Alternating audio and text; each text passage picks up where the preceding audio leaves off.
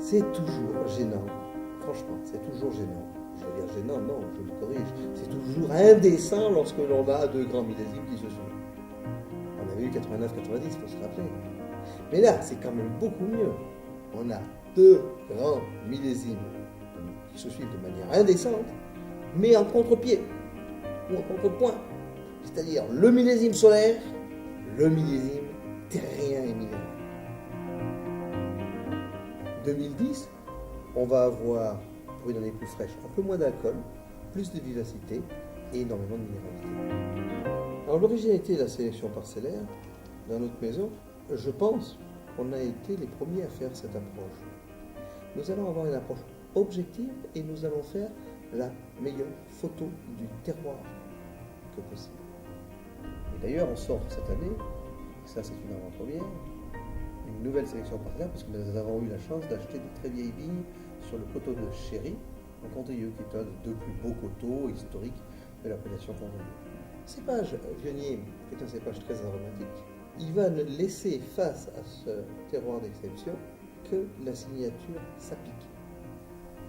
Alors Châteauneuf-du-Pape, pareil, c'était des années comme 2009, qui sont des années chaudes, on va faire des Châteauneuf-du-Pape pléthoriques qui ont le charme d'être des vins qui ont une puissance alcoolique que l'on ne reconnaît pas à la dégustation, et c'est ce qui plaît aux gens. Et par contre, arriver à garder de telles intensités de minéralité avec des puissances alcooliques qui sont à 2 degrés de moins que les autres années, ça fait des millésimes très rares. Côte-Rôtie était probablement l'appellation qui avait plus souffert, du moins qui avait la moins été exubérante en 2009, parce que les rendements étaient plus élevés. On arrive sur 2010 sur un rendement extrêmement faible à la Côte-Rôtie.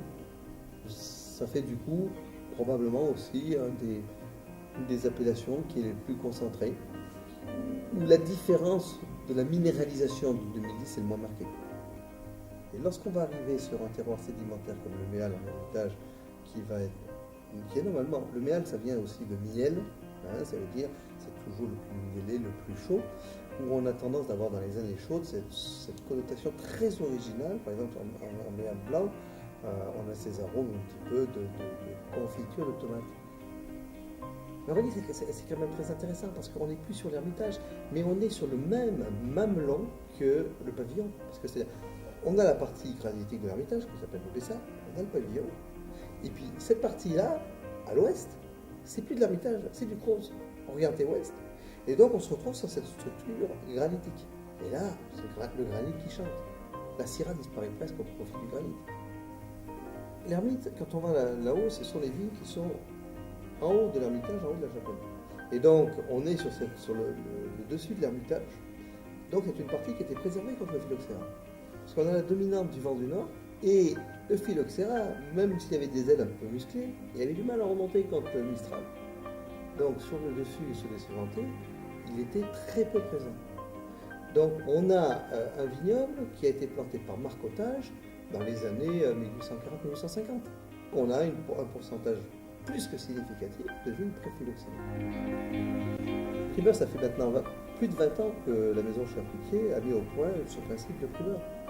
C'était pour s'extraire de la logique très spéculative qu'il peut y avoir sur certains millésimes. La règle du jeu était de dire, si vous êtes un passionné de vin, on vous laisse la chance de vous positionner avant que les grands critiques de vin aient donné leur jugement qui risque de faire flamber le prix. Entre le tarif primeur et le tarif livrable, je constate que l'ermite blanc a une augmentation de 100%. Le pavillon a une augmentation entre la première tranche primeur et le livrable de 53%.